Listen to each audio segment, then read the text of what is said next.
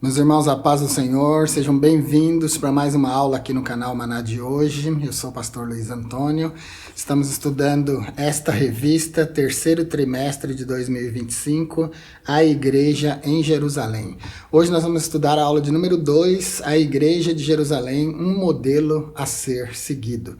Essa aula será ministrada no dia 13 de junho de 2025, nas igrejas que seguem o calendário. Quero, antes de começar a aula de hoje, agradecer aos membros aqui do nosso canal. Você que é membro de todos os níveis, muito obrigado pelo suporte que você tem dado para o meu ministério. E quero agradecer principalmente a vocês que são membros do nível consultoria. Vocês têm dado o maior suporte aqui para o nosso ministério. Eu quero agradecer também a irmã Josefa. A irmã Josefa todo mês manda essa revista para mim. Ela nunca deixa eu comprar. Sempre antes de começar as aulas, ela traz a revista, né? Cooperando aqui com o nosso trabalho. Muito obrigado, irmã Josefa. Quero também pedir a você que compartilhe os nossos vídeos, as nossas aulas, que você se inscreva no nosso canal caso você ainda não seja inscrito, se torne membro se você quiser assistir um material mais exclusivo e se quiser falar direto comigo, se torne membro do nível consultoria. Assim você vai poder assistir tudo que tem exclusivo no nosso canal e ainda falar direto comigo para tirar as suas dúvidas pelo telefone. E se você quiser deixar a sua oferta da Escola Bíblica, é nesse Pix que está aparecendo na tela agora. Também vai ficar o Pix aqui na descrição. É o e-mail do nosso canal. Começando aqui na introdução, a Igreja de Jerusalém ela teve seu início, como a gente estudou na aula passada, no dia de Pentecostes. Com a chamada dos 12 apóstolos, a gente viu que foram lançadas as bases da igreja. Os apóstolos, junto com Jesus, eles lançaram a base doutrinária da igreja. Eles são o alicerce da igreja.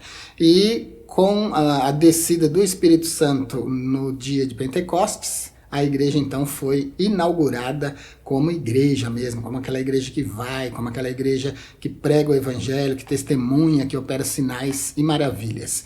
Ela então foi inaugurada nesse dia.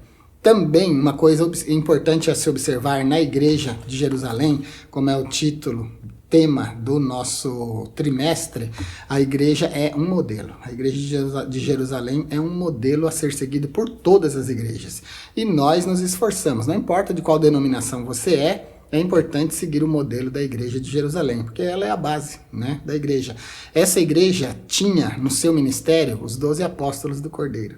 Essa igreja ela foi fundada diretamente por Jesus Cristo, o autor da nossa salvação. Então, claro que é uma igreja modelar. Na aula de hoje a gente vai ver no primeiro tópico que essa igreja é uma igreja com sólidos alicerces. Foram lançados esses alicerces pelos 12 apóstolos do Cordeiro e pelo próprio Jesus. No tópico de número 2 a gente vai ver que essa igreja, a igreja primitiva, era uma igreja que observava os ritos cristãos. Aqui na revista está constando os símbolos cristãos, mas são ritos cristãos que ela observava. E esses dois ritos nós vamos estudar na aula de hoje, que é batismo e santa ceia. E o terceiro tópico, uma igreja modelo. Como ela lançou as bases, então, ela serve de modelo para nós.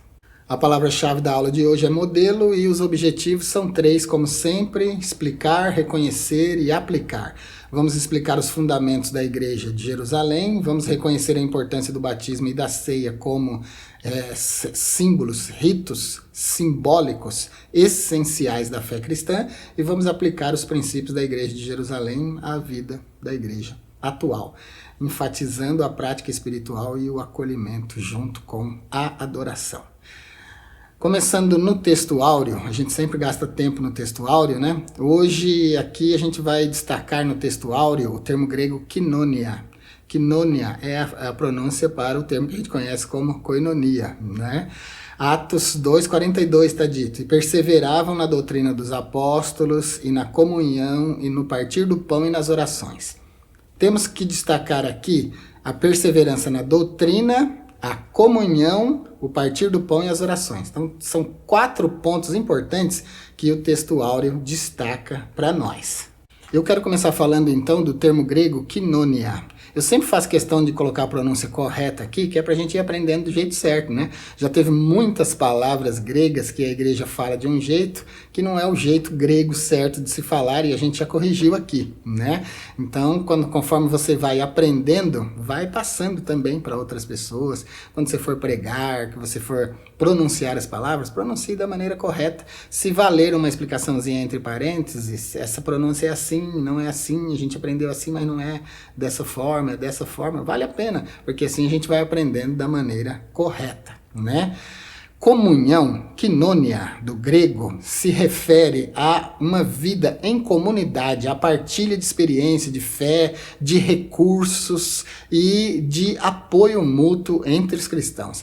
Eu vou colocar bastante notas aqui sobre o termo comunhão, tanto no grego quanto em português. Vou deixar lá na nossa aula no blog. Quando você for no blog para copiar, colar, imprimir, para fazer o seu subsídio aí para sua aula, siga o nosso blog. Tá bom? A primeira meta no nosso blog é chegar pelo menos a 100 seguidores. A gente já tem 40. Então dá uma força para nós. Quando você for lá, clique no botãozinho seguir. No celular é só rodar a rolagem assim, já vai aparecer o botão seguir. Clica nele, vai aparecer um pop-upzinho. Clica no pop-up confirmando. Pronto, você já está seguindo o blog e nos apoiando. O termo grego quinônia aparece então a primeira vez no Novo Testamento aqui nessa referência de Atos 2 e 42. A koinonia, entre muitas coisas que ela pode ser de 4 tipos: de amizade, de fé, koinonia na comunhão com a igreja local e koinonia de sustento ministerial, tanto aos membros do ministério quanto aos pobres e necessitados. Para eu não me deter falando desses 4 tipos de koinonia, eu vou deixar um vídeo aqui para você assistir, lá você vai ter todas as explicações. O termo grego quinônia, ele tem 6 aspectos importantes que também vale a pena a gente mencionar aqui e eu vou deixar na nota na nossa aula. Ele fala de comunhão espiritual, é a unidade entre os crentes em Cristo, todos fazem parte do mesmo corpo, 1 aos Coríntios capítulo 12, então é o ponto máximo da comunhão. Partilha de bens é o compartilhamento de recursos materiais com os necessitados e com os que trabalham em tempo integral na igreja. O pastor da sua igreja é digno do seu salário. Os obreiros que trabalham em tempo integral na sua igreja, eles precisam receber salário.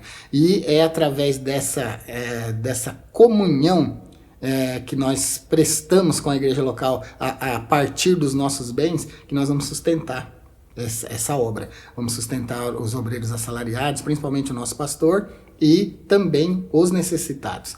Então, partilha de bens. Relacionamento pessoal era o vínculo de amor, de empatia e de apoio mútuo que havia entre a igreja. Também, o ponto máximo, quando a gente fala de koinonia no meio da igreja, as pessoas já só lembram daquela comunhão que a gente tem no templo ali. A gente chega para o culto, aí abraça o irmão, né, cumprimenta e tal. A gente acha que koinonia é só aquilo ali. Não, mas koinonia vai muito além daquilo ali. Eu deixei o vídeo para você falando de 4 tipos e agora eu estou falando aqui que é também comunhão espiritual, partilha de bens e relacionamento pessoal. Relacionamento de amor sincero, de verdade mesmo, de empatia, de apoio mútuo. Apoiar os irmãos, apoiar em tudo. Relacionamento pessoal, de amor, de empatia e de apoio mútuo. De participação na ceia, que é o que a gente mais conhece. De missão coletiva. Missão coletiva também é um ponto importante de quinônia, de koinonia, envolvimento conjunto na propagação do evangelho no serviço cristão. A igreja toda envolvida no trabalho missionário. O trabalho missionário não é missão de um grupo dentro da igreja. A minha formação, meu mestrado tem imersão em missiologia. Minha especialização no meu mestrado foi missiologia. Eu trabalhei por muito tempo engajado diretamente na área missionária dentro da igreja. Inclusive aqui no canal tem uma série Missiologia, muito acessada também aqui. Lá eu ensino tudo sobre missiologia. E uma coisa que eu sempre ensinei para a igreja é que a obra missionária não é responsabilidade de um grupo dentro da igreja. A obra missionária é missão de cada crente. Jesus disse, ide por todo mundo pregar o evangelho a toda criatura. Esse ide é ide vós, cada um de vós, indo e pregando. Então, a koinonia se dá também na evangelização. E Jesus, quando ele enviou os discípulos, ele enviou 2 comissões. Uma de 2 em 2, koinonia, né? Comunhão. Sempre dois. Enquanto um ora, o outro prega, e assim vai. Um protege o outro, um ajuda o outro, um anima o outro. E depois enviou a grande comissão dos 70 para pregar o evangelho. Então, koinonia também fala de missão conjunta, de espalhar o evangelho na comunhão do amor de Deus. E por último, fidelidade doutrinária, que é o que Atos 2,42 aqui do texto áureo invoca. Permanecer firmes na verdade, na doutrina dos apóstolos, na doutrina do evangelho. Então, meus irmãos, koinonia, não é apenas estar junto no templo. Não é só ir para a igreja, né? Sentar no banco e porque está ali reunido, acha que está em comunhão, acha que está vivendo koinonia. Não, é uma coisa muito mais profunda do que isso. É fé compartilhada e amor prático. O amor de Cristo derramado nos nossos corações, que a partir de nós se espalha para os nossos irmãos. Essa é a verdadeira comunhão. Então, o ponto principal aqui do texto áureo é a comunhão.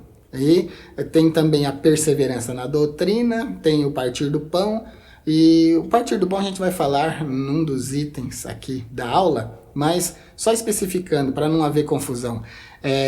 Quando a gente fala de comunhão, a gente também lembra da ceia, né? A ceia é o momento máximo da comunhão. Eu chamo de o dia D do crente. O dia mais importante do crente. É o dia que ele prova para si mesmo, para Deus e para a comunidade que ele realmente vive uma vida de quinonia.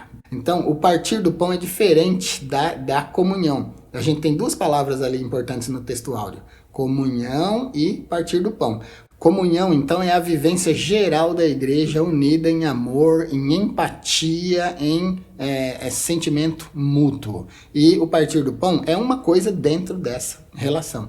A comunhão é a vida da igreja e o partir do pão é a ceia, um acontecimento dentro dessa vida de comunhão. Então, essa é a diferença.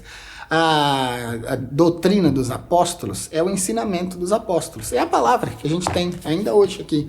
Aqui a gente tem as palavras de Pedro, de João, do grande apóstolo Paulo, né, de Tiago. Então, essa é a didahi, essa é a doutrina. Nós precisamos conhecê-la, vivê-la e ensiná-la. E a última palavra que aparece no texto áureo que é importante é oração. Não existe vida cristã sem oração. Tá bom, queridos?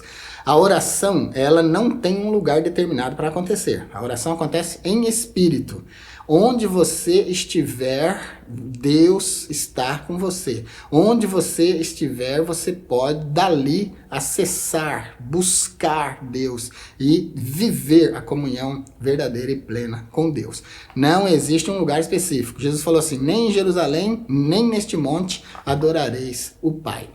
Tem reunião de oração na sua igreja? Vá. É um dia específico, é um dia bom. Não tem lugar melhor para se buscar a Deus do que na igreja. Mas e quando não pode? Então não ora? É disso que eu estou falando. Não. Quando você não pode estar na igreja, você ora em qualquer tempo e lugar. Inclusive, o apóstolo Paulo ensina a orar sem cessar. Como que a gente ora sem cessar? Vai morar na igreja então? Né? Então a igreja não pode ser um impedimento para o crente viver uma vida de oração. Ao contrário, deve ser um lugar onde ele escolhe um dia da semana para ir buscar a Deus especificamente.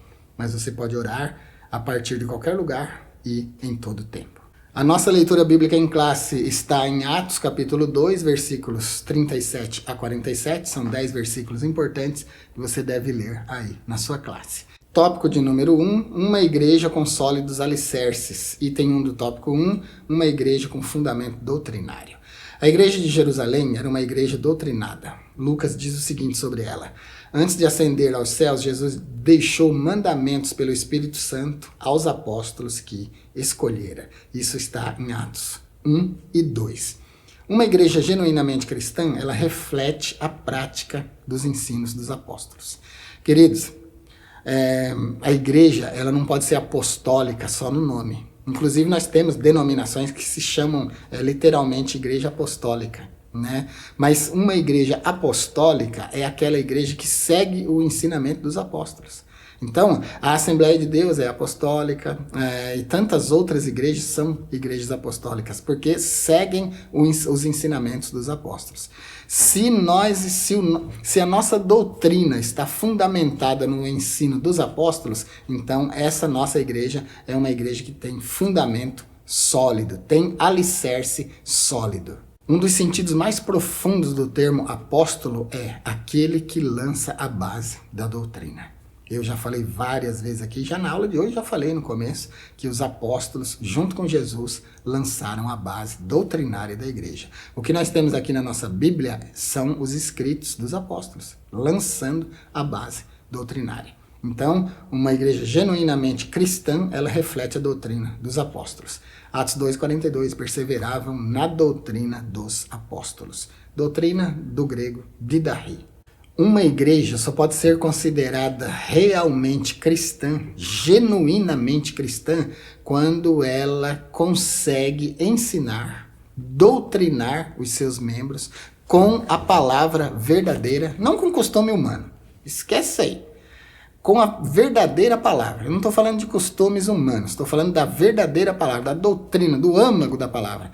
Quando os servos de Deus, quando os pastores, os líderes da igreja conseguem ler a Bíblia, entender o que a Bíblia está ensinando e passar isso com firmeza tal para a igreja, que transforme o caráter dos membros da sua igreja, essa igreja então é genuinamente cristã. Queridos, eu tô há 40 anos no Evangelho. Eu vi a igreja sofrer muitas mudanças. Mas eu não imaginava que eu ia alcançar vivo a igreja decaindo em qualidade, como está acontecendo hoje em dia. A pregação decaiu demais. Hoje em dia nós temos pessoas repetindo termos aprendidos que ela não conhece nem a profundidade do termo que repete. Né? Pessoas repercutindo aquele efeito papagaio, sabe? Ouve, repete, mas não conhece o teor daquilo, não sabe a profundidade daquilo que está falando. Pregadores papagaios que nós temos por aí nos púlpitos. Gente que se satisfaz mais em ouvir uma pregação e repetir aquela pregação de outra pessoa do que em buscar na verdadeira fonte que é o Espírito Santo para transmitir um ensino real, vigoroso, forte, que possa transformar o caráter das pessoas. A igreja não está vivendo com aquela força da igreja primitiva. Não está vivendo com aquela força nem de uma igreja de 30 anos atrás. Eu nasci numa igreja, em 1986 no Evangelho. E a igreja era outra, completamente outra.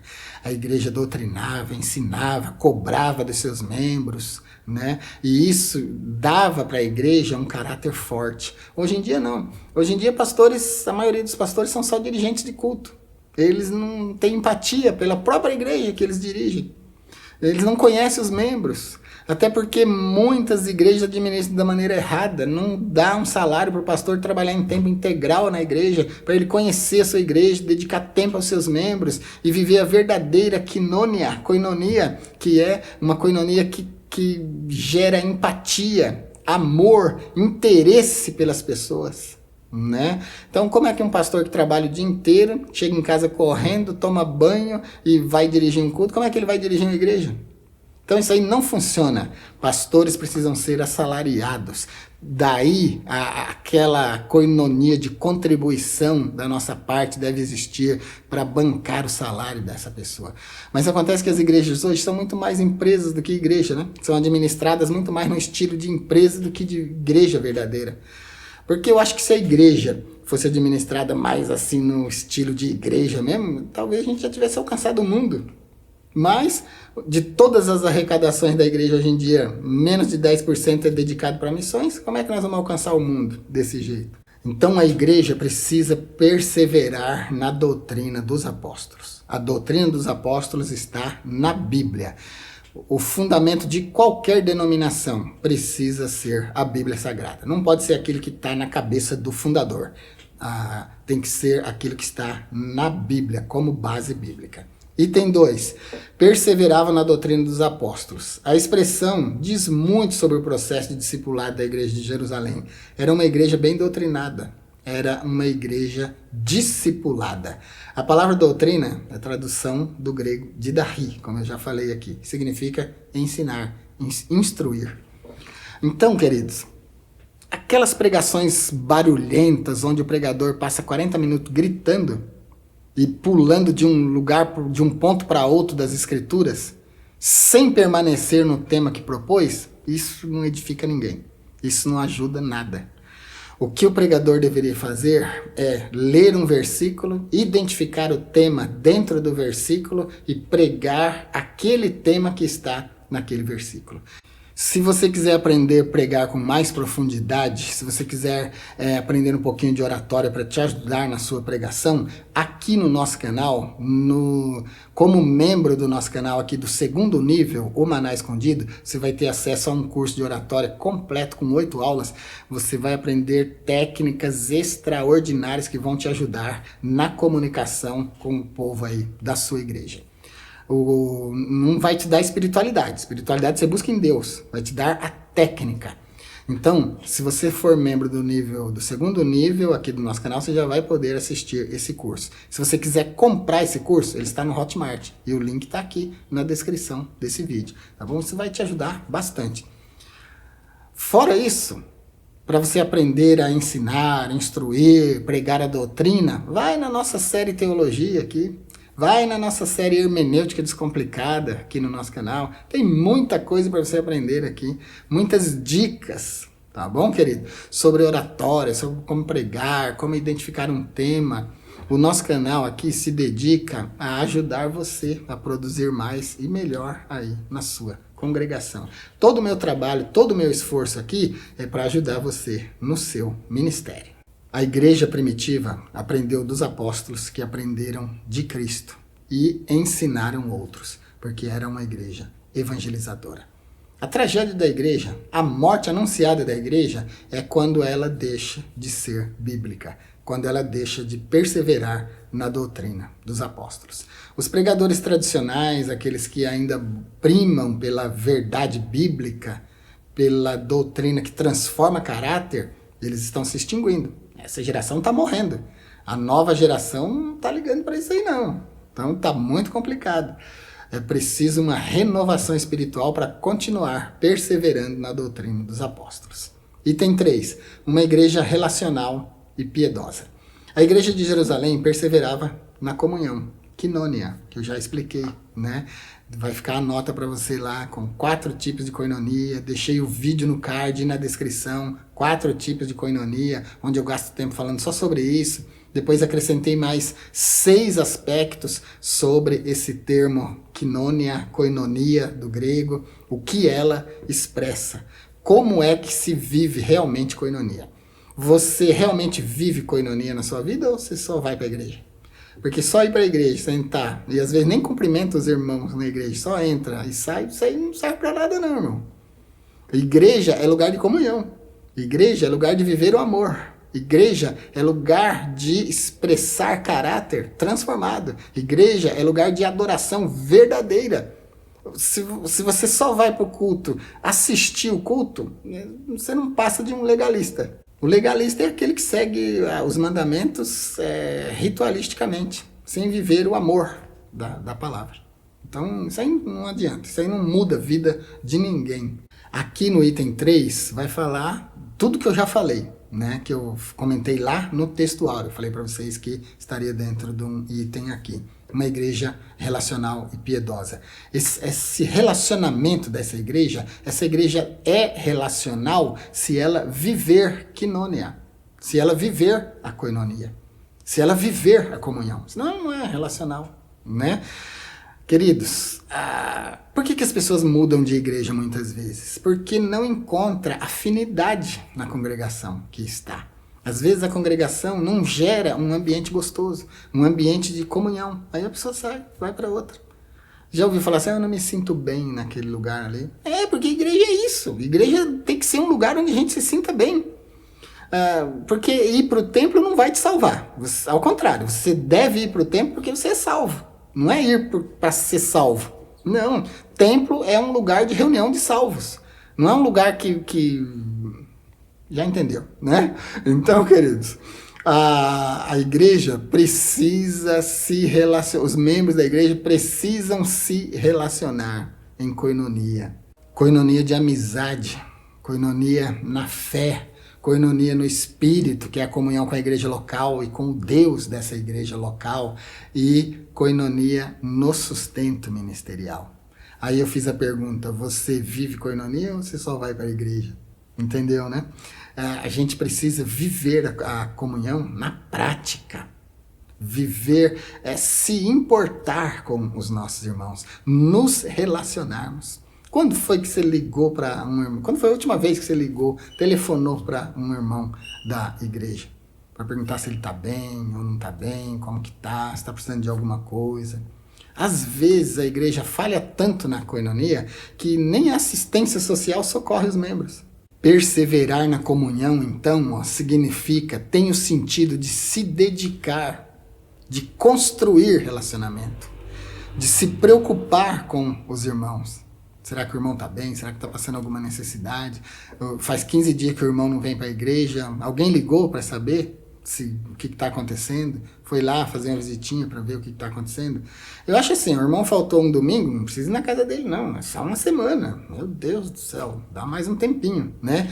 Mas passou de 15, 20 dias, um mês, aí acho que já vale uma ligaçãozinha para saber como é que está o irmão, né? Não para importunar, mas para mostrar verdadeira preocupação.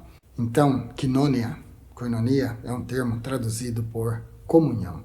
É a vida ideal, integrada dos crentes da igreja. Integrado em amor, em preocupação, em socorro, em sustento, em tudo.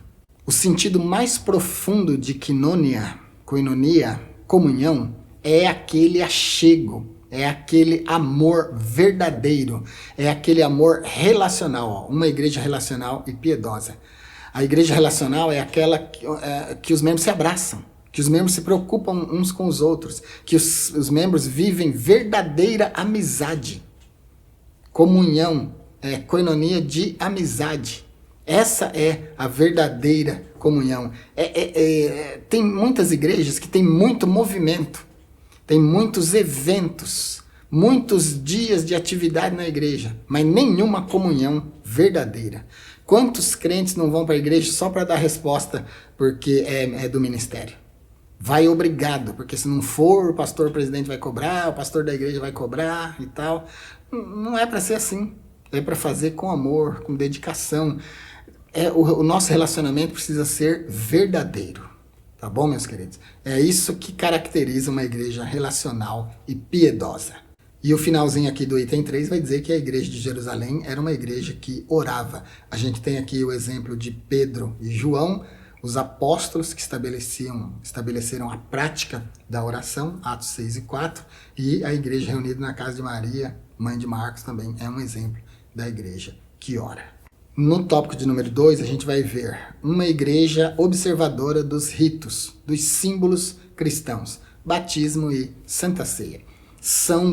Aqui a gente tem o item 1, batismo, e o item 2, Santa Ceia. No item 1, batismo, é a porta de entrada para a comunhão com Deus, a comunhão com a igreja. Quem crer e for batizado será salvo. O batismo não salva, mas ele é importante dentro do processo da salvação.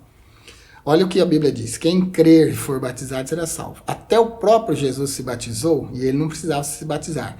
Se você quiser entender por que Jesus se batizou, eu vou deixar esse vídeo aqui para você, onde eu dou pelo menos uns 5 motivos pelos quais Jesus se batizou, mesmo que ele não precisasse.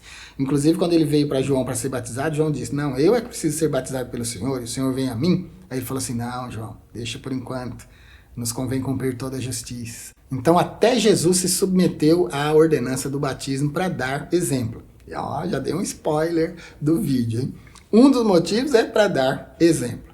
Então, a igreja primitiva, ela batizava. Olha o que diz Atos 2:38. Arrependei-vos e cada um de vós seja batizado em nome de Jesus Cristo para o perdão dos pecados. Quando se batiza alguém em nome de Jesus, não está se fazendo isso em detrimento da Trindade. Ao contrário, está afirmando o batismo na autoridade do nome de Jesus. Porque Jesus é o Salvador. Então, era muito mais fácil dizer para quem não conhecia nada, esse daqui é o Salvador, Jesus Cristo, seja batizado em nome dele, para que você tenha os seus pecados perdoados e seja salvo, do que explicar um Deus trino, né? Mas Jesus, quando ele Então, esse negócio de batizar em nome de Jesus tem relação com aquela coisa rápida de Marcos 16:15. Ide por todo mundo, pregar o evangelho a toda criatura. Quem crê e for batizado será salvo. Então, batizando em nome de Jesus, está batizado na autoridade do nome de Jesus. Um dos membros da Trindade tem o mesmo valor de batizar em nome do Pai, do Filho e do Espírito Santo. Mas quando da grande comissão, ele diz, ide ensinai, gastar tempo, sentar com a pessoa, ensinar todas as nações. Aí batiza em nome do Pai, do Filho e do Espírito Santo. Porque quando a gente senta, ensina, quando a gente doutrina, a gente tem tempo de explicar tudo. Então não tem nenhuma dificuldade.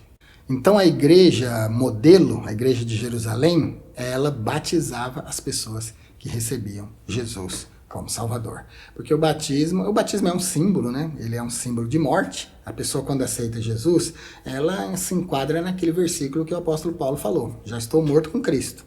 Então, morto tem que ser sepultado. O batismo, então, é um símbolo de sepultamento. A gente mergulha a pessoa, imerge a pessoa completamente na água.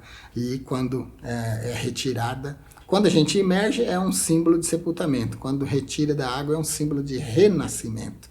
Então, o batismo ele é simbólico, ele é prático, ele é necessário para a salvação? Não, necessário para a completude do ritual da nossa fé.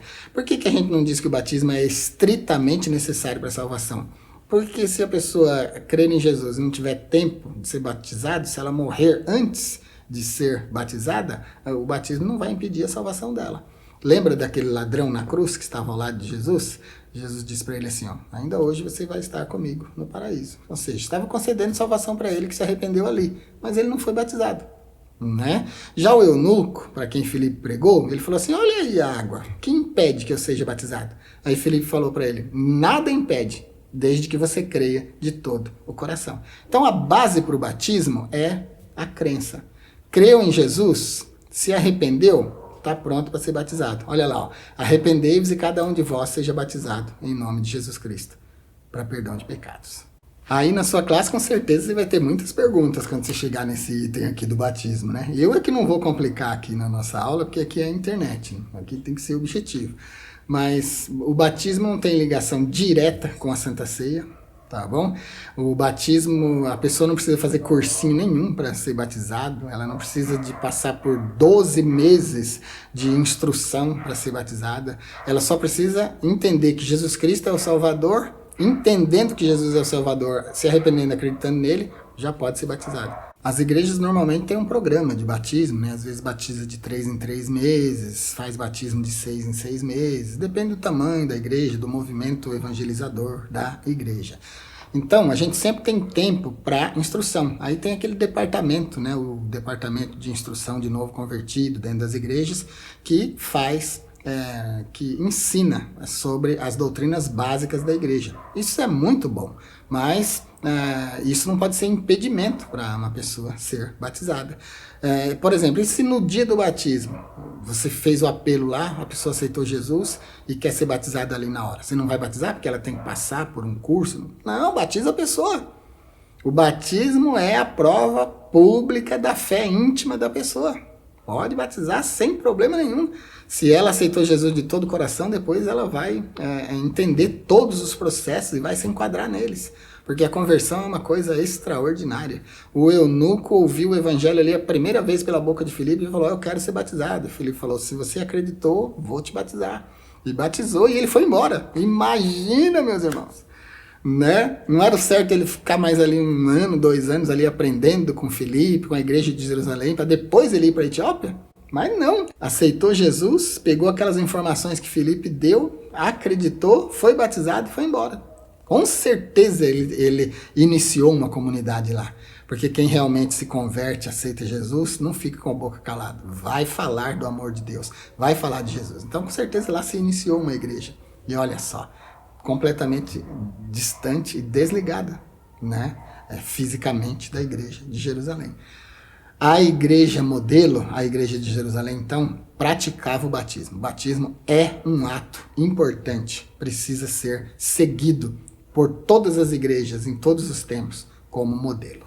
E o item 2 do tópico 2, a ceia do Senhor, a Santa Ceia. A Santa Ceia também é um ritual, né, é um rito das nossas igrejas, é um sacramento das nossas igrejas, e em Atos 2,42 está dito, e perseveravam no partir do pão.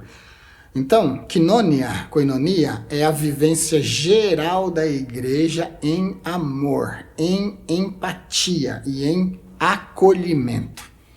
O partir do pão é uma coisa que acontece dentro dessa comunhão. A comunhão, então, é uma coisa grande. O partir do pão é uma coisa específica. O partir do pão é a Santa Ceia, que acontece em todas as igrejas locais. O costume é uma vez por mês, primeiro domingo do mês. Tem que ser assim? Não. Pode ser toda semana, pode ser todo dia, pode ser uma vez por ano. Quando vos ajuntais para comer. Então, não tem uma data, não tem um período específico. Isso aí é costume das igrejas, estabelecer uma vez por mês. A Santa Ceia é um momento de comunhão e de memória. Comunhão entre os irmãos.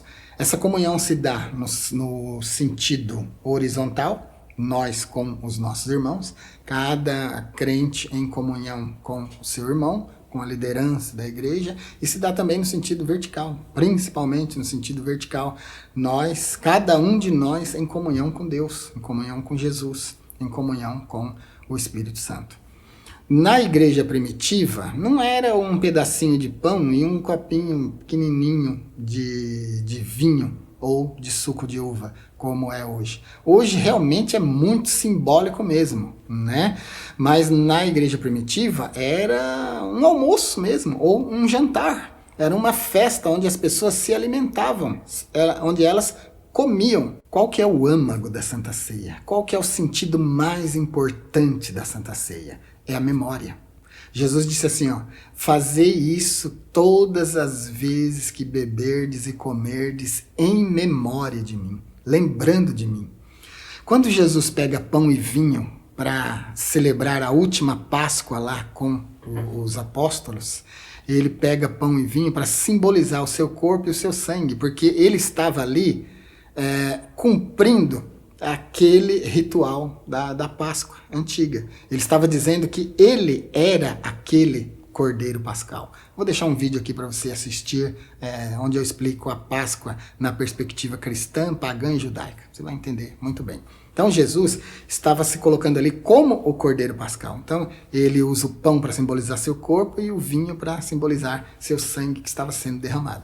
Mas o ponto central é lembrar-se dele. A igreja primitiva, então, ela tinha as suas reuniões, as suas festas ágapes, as suas festas de amor, onde os crentes se reuniam. E como que era isso aí? Era como um grande almoço comunitário, onde cada um trazia alguma coisa, trazia a sua comida e coloca lá para ser comum a todos. E nessa festa, então, era para todos terem tudo em comum. O que eu trouxe não é para eu comer, é para nós comermos. O que cada um trouxe não é para cada um comer, é para nós comermos. Era uma festa de comunhão. E nessa festa de comunhão era para lembrar de Jesus. Olha, era assim que era a Santa Ceia antigamente. Hoje em dia a coisa foi ficando mais específica, mais específica. E hoje em dia então é só um pedacinho de pão e um copinho de suco de uva representando o corpo e o sangue de Cristo. Eu não sei aí na sua igreja, mas na nossa igreja a gente já fez muitas vezes almoço comunitário de fim de ano, uma festinha para encerramento de trimestre de escola bíblica, coisas, reuniões desse tipo. E ali tem comida, tem bebida. Ali é uma festa de amor, que era mais ou menos como era na igreja antiga. E o principal momento dessa festa na igreja primitiva era lembrar da morte de Cristo. Então Jesus disse assim, quando vocês comerem e beberem juntos, lembrem-se de mim. Fazer isso em memória de mim. É o que Paulo fala na carta aos Coríntios 11, a partir lá do versículo 23, né? É uma festa de comunhão. Então, hoje em dia, quando a gente for para a igreja, se você não tinha essa mentalidade, quando você for para a igreja no culto de Santa Ceia, vá pensando que você vai comungar com a igreja e com Jesus que te salvou. É importante lembrar da morte vicária de Cristo. É importante, é necessário, inclusive, né? Porque Jesus diz, faça isso em memória de mim. O apóstolo Paulo diz, faça em memória dele, lembrando da morte vicária dele, da morte de substituição. Então, a ceia não tem sentido se ela não for uma ceia de memória, se nela nós não lembrarmos de Jesus Cristo, que padeceu por nós. Como a ceia é um momento de comunhão, por exemplo, levar a ceia na casa de um membro, de um crente, que não pode vir na igreja, não faz sentido. Porque a ceia, ela é para ser tomada na comunhão da igreja, no lugar onde a igreja se reúne, onde estão ali todos os irmãos, em koinonia, em comunhão. É ali que é o lugar de se tomar a ceia, porque ela é uma festa de comunhão. Não é para você tomar lá na sua casa sozinho, né? Ah, mas se eu não tomar a ceia, eu vou estar em pecado. Não está em pecado, coisa nenhuma. Você tem que tomar a ceia na comunhão.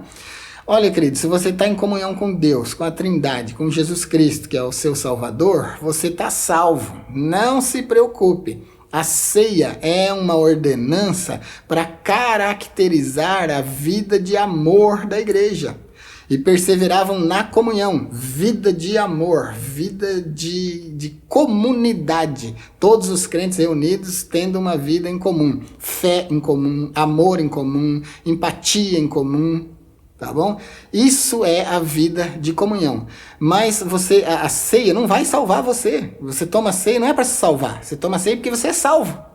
Porque você vive em comunhão com aquele grupo ali. Então, ceia levada em casa para uma pessoa, eu até levaria. Se a pessoa estivesse doente e quisesse tomar a ceia, eu levaria. Como já levei centenas de vezes, eu ia falar dezenas, mas dezenas é pouco. Já levei centenas de vezes para membros enfermos em casa. A ceia, então, é um momento de comunhão. Pode ser no templo, pode ser na casa de um irmão, pode ser numa tenda, pode ser em qualquer lugar onde a igreja se reunir. Ali ela pode comemorar. O termo comemorar significa lembrar juntos, juntos, comunidade, comungar, comemorar, lembrar juntos da morte de Cristo. Quais os elementos que simbolizam Jesus? Na igreja primitiva, eles comiam mesmo, era refeição normal, era um jantar ou um almoço, né? Aí foi evoluindo, chegou ao que é hoje, um pedacinho de pão, um copinho de suco. Então, digamos que você convidou alguns irmãos para sua casa para almoçar ou para jantar. Ali é um momento de santa ceia. Se você invocar o nome do Senhor, orar e agradecer a Jesus por aquilo ali, é uma santa ceia. Porque o âmago da santa ceia é a comunhão entre irmãos. E comer junto fala de comunhão. Por isso a gente come junto no templo o pão e o vinho da ceia, para expressar comunhão. O que a ceia é, então? Vamos fechar esse item aqui. O que é a ceia, então? Comunhão. Se não tiver comunhão, não precisa tomar ceia. Se não tiver comunhão com os irmãos, esquece ceia, não serve para nada. Ceia é a representação da comunhão, do amor, aleluia, que você tem pela sua igreja, pelos seus irmãos, pelo seu pastor. Né? De Deus não vamos nem falar, essa comunhão vertical. Isso aí, se você não tiver, você não é nada. Né? Se eu não tiver, eu não sou nada. Então, isso é a ceia, queridos. Isso é o âmago da Santa Ceia. Ela não tem propriedade mágica nenhuma. Ela não é para curar, não é para salvar. Ao contrário, ela é para salvos. É para curados espiritualmente. Assista as 3 dimensões da ceia, você vai ver. E o tópico de número 3, uma igreja modelo. Uma igreja reverente e cheia dos dons do Espírito Santo. Em cada um havia temor, é o que está escrito em Atos 2,43. A palavra grega traduzida por temor é phobos. Phobos é reverência, respeito pelo que é sagrado. Então, havia um forte sentimento da presença de Deus na igreja primitiva, que está desaparecendo gradativamente do meio das nossas igrejas. Havia um clima de presença tão sagrado do Deus Santo, de Yahvé Kadosh, que era para se comparar com Moisés se encontrando com Deus, onde Deus diz para ele assim: tira os sapatos dos seus pés, porque o lugar em que tu estás é terra santa. Vou deixar um vídeo para você aqui na descrição, explicando 3 perspectivas desse negócio de tira as sandálias dos teus pés. Você vai gostar. Então, queridos, a igreja era cheia de dons espirituais e ela prestava reverência a Deus. O poder de Deus era atuante na igreja primitiva. Muitas maravilhas e sinais se faziam pelos apóstolos. É o que nós temos em Atos 2 e 43. Nós temos aqui duas palavras gregas importantes: teras e Simeon. Teras significa literalmente maravilha. Significa portento, força, poder de Deus sendo demonstrado. Significa prodígio. Significa uma coisa grandiosa. Por outro lado, sabia que significa até monstro? Sabe aqueles monstros que você vê em filme? Então, teras significa aquilo lá também. Aquela coisa grande, aquela coisa imparável, aquela coisa poderosíssima que a gente vê nos filmes de monstros, como Godzilla, King Kong e outros. Representa aquilo ali também. Mas do lado teológico, no âmbito espiritual, significa maravilha, portento, prodígio, uma coisa que chama atenção. O monstro chama atenção também, por isso que está no mesmo campo semântico. O uso no Novo Testamento se refere a uma coisa extraordinária, uma coisa espantosa, uma coisa assustadora, que deixa as pessoas maravilhadas. Esse é o contexto de teras. Teras, então, é uma operação que deixa as pessoas maravilhadas, que deixa as pessoas admiradas. Agora, o termo grego Simeon, que significa sinal, milagre, significa uma marca distintiva, significa prova de que Deus está operando no lugar. Simeon são sinais que autenticam a presença de Deus. Quando se faz um sinal, um milagre, está se indicando por aquela ação que foi Deus que operou. Eu já expliquei aí em outras aulas do trimestre passado, aí, eu já falei sobre esse termo, expliquei com detalhes, mas não me lembro agora qual foi a aula, senão eu indicaria para você. Mas quem vem acompanhando nosso canal, nossos estudos, sabe, provavelmente vai até se lembrar. Então, os sinais feitos pelos apóstolos, que ainda hoje podem ser feitos, Simeon, do grego, é para indicar que Deus está operando, que Deus está agindo.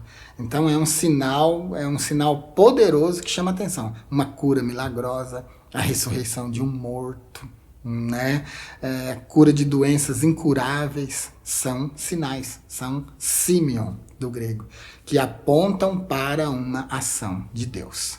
A gente tem vários textos na Bíblia onde o termo Simeon aparece, mas tem um especial, João 2:11, Jesus principiou assim os seus sinais, Simeon do grego, sendo traduzido por sinais aqui nesse texto, em Caná da Galileia, e manifestou a sua glória e os seus discípulos creram nele. Lá ele transforma a água em vinho. É um sinal extraordinário. O humanos não tem essa habilidade, não tem essa capacidade, isso é coisa de Deus. Né? Então Jesus principia os seus sinais, chamando a atenção para que aquilo é obra de Deus, é obra da divindade. Em Atos 2:22, a gente tem um exemplo de teras, que é prodígio. Lá é o seguinte: varões israelitas, escutai estas palavras. A Jesus Nazareno, varão aprovado por Deus entre vós com maravilhas, prodígios, tradução do grego teras, e sinais que Deus por ele fez no meio de vós, como vós mesmos bem sabeis. Então, a gente tem dois termos importantes aqui que a igreja primitiva vivia constantemente: operação de prodígios e de sinais. O prodígio é um sinal poderoso em si mesmo. O sinal é um sinal. Ele informa que alguém está agindo. Deus está agindo. Simeon aponta então para o significado espiritual por trás daquele ato. Aponta para quem está fazendo aquele ato através do servo, que é Deus. Então Simeon é um sinal que aponta para o Deus que está operando. Teras é um prodígio que destaca o efeito, a maravilha, o espanto que a pessoa sente. Então, teras fala do sentimento da pessoa quando vê, e Simeon fala de quem está operando. É um sinal que aponta para o âmbito espiritual. Deus está operando. Então a igreja primitiva era uma igreja reverente, ela respeitava Deus muito mais do que respeita hoje e era cheia de dons. E o item 2 era uma igreja acolhedora. Dentre muitas marcas de uma igreja que realmente faz a diferença no mundo, está o acolhimento. O acolhimento é uma das principais marcas da igreja cristã. A igreja de Jerusalém, ela era um modelo de igreja acolhedora. Além de estarem juntos, o texto bíblico também diz que todos os que criam estavam juntos e tinham tudo em comum. Claro que era um ambiente diferente, era um ambiente que a igreja estava começando, os cristãos viviam no meio de um mundo pagão, o mundo greco-romano, completamente pagão, o panteão grego, né, a mitologia grega, a mitologia romana. Então era um mundo difícil de se viver, e os cristãos eram perseguidos, então eles se reuniam para se proteger, para ter tudo em comum, para um favorecer o outro. Era outro ambiente. Hoje em dia não. Hoje em dia cada família cristã é suficiente. É suficiente economicamente, eu não preciso de você, você não precisa de mim, financeiramente falando, né? A gente se sustenta. Então, essa comunhão diminuiu um pouco por causa do contexto social. Mas a igreja primitiva tinha essa característica de acolhimento, porque era necessário, né? Como a gente segue esse modelo da igreja primitiva, que era praticamente obrigada a ser uma igreja acolhedora? Porque quem se convertia era marginalizado, né? Era visto com maus olhos e era perseguido. Então a igreja formava o seu grêmio, o corpo da igreja acolhia essas pessoas que se convertiam. E hoje em dia, como que a gente vai ser uma igreja acolhedora? A gente precisa seguir o modelo. Como que a gente pode ser acolhedor hoje? Não marginalizando pessoas, recebendo pessoas de toda confissão de fé, recebendo pessoas de toda opção sexual, recebendo pessoas de toda cor, de todo nível intelectual, sem pré-julgar ninguém. Deixa as pessoas virem, incentive as pessoas a virem, entrarem para a igreja, acolha as pessoas. Se elas pertencerem ao reino de Deus, elas serão salvas e elas vão ser transformadas pelo poder do Evangelho. Então, a igreja precisa acolher socorrendo, a igreja precisa acolher vestindo, a igreja precisa acolher emocionalmente, a igreja precisa acolher de toda maneira que for possível. E isso é possível se fazer hoje. Vou colocar aqui 5 marcas de uma igreja acolhedora. Vai ficar para você lá na nossa nota no blog, se você quiser ir lá imprimir para você levar para sua classe. Primeiro, ela age como se fosse um corpo unido. É assim que tem que ser. 1 Coríntios 12, do 12 ao 27. Ela pratica amor e hospitalidade. Terceiro, demonstrar empatia, né? Ser empático é sentir o que a pessoa está sentindo, né? Não precisa ser telepático, querer saber os pensamentos da pessoa para tentar ajudar. Não, sendo empático já tá bom, né? Que é tentar sentir o que a pessoa está sentindo. Ouvir a pessoa atentamente, né? Se preocupar de verdade mesmo com os irmãos. Esse negócio de ser empático é muito mais do que bem-vindo, seja bem-vindo, entra, fica à vontade, levar a pessoa, sentar no banco e pronto, acabou. Nunca mais ninguém vai saber nada daquela pessoa. Não, a empatia vai além disso, é se preocupar. E principalmente com quem já é da igreja. Quarto, acompanhar e discipular, né? Essa é uma característica de uma igreja acolhedora. Não é aquela que abandona os novos convertidos, mas dá suporte para os novos convertidos. E o quinto item, refletir o método de Cristo. Jesus acolhia os marginalizados, os doentes, os pecadores, as prostitutas, os cobradores de impostos. Uma loucura que Jesus fazia por padrão do judaísmo daquela época. Mas ele fazia, ele era acolhedor. E a igreja dele precisa ser acolhedora, tá bom? Agir como um corpo, praticar amor e hospitalidade, demonstrar empatia e escutar as pessoas ativamente, acompanhar e discipular e refletir o método de Cristo. E para finalizar, o item 3, uma igreja adoradora. Ser adorador não é cantar um hino na igreja. Ser adorador não é ser cantor oficial, de verdade. Ser adorador é ter um espírito de convertido. É ter uma índole transformada. É ter um caráter transformado. É viver uma vida separada do mundo. É viver uma vida separada do pecado. Porque adoração não se dá só no templo, meu irmão. Você, como verdadeiro adorador, você adora em espírito e em verdade.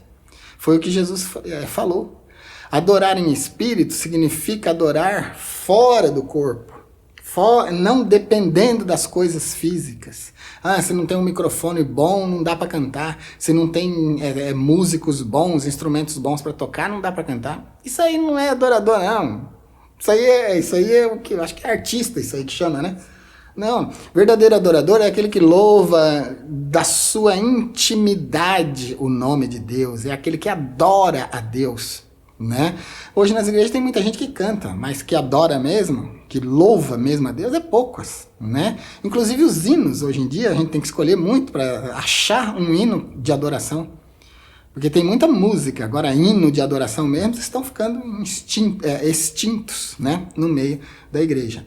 Atos 2,47, na versão ARC, diz assim, louvando a Deus e caindo na graça de todo o povo. E todos os dias acrescentava o Senhor à igreja aqueles que se haviam de salvar. O termo que a gente vai destacar aqui é ênio, que é um verbo grego que significa louvar, significa exaltar, significa dar glória a Deus. O termo grego ênio, então, ele representa a expressa e profunda reverência e gratidão e reconhecimento da soberania de Deus.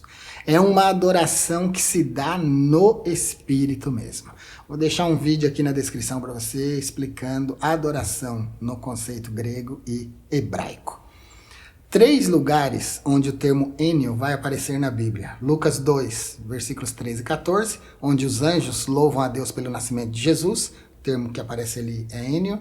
Lucas 24, 53, os discípulos no templo louvando e bendizendo a Deus, é ênio que aparece ali. E Apocalipse 19, 5, onde está dito, louvai ao nosso Deus todos vós, seus servos.